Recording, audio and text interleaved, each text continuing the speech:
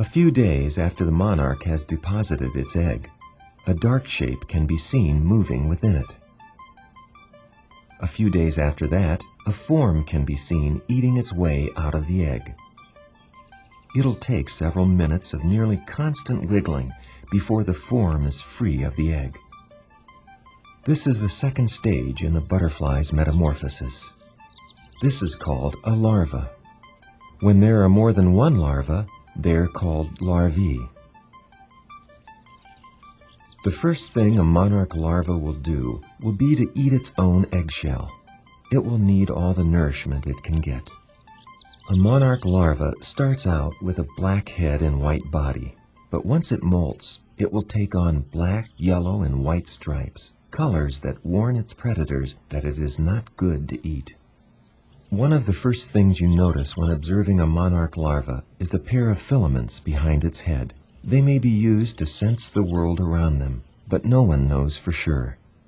It appears that some larvae have more than 6 legs, but only the first 6 are real legs. The others are called prolegs and have limited use. The primary job of all larvae is to eat as much as they can as quickly as they can.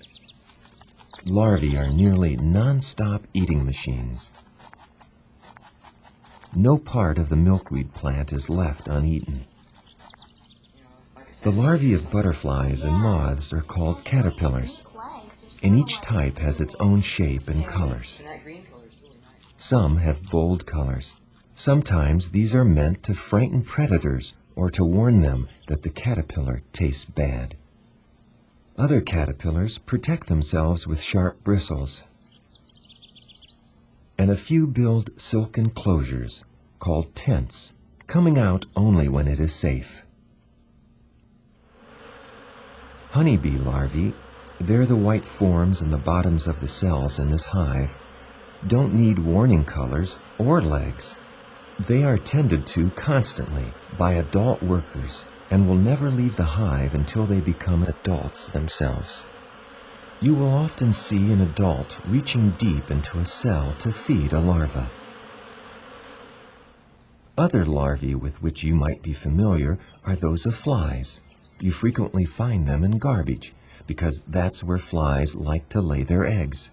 They're called maggots, and like bee larvae, have no legs. They move by wriggling their bodies.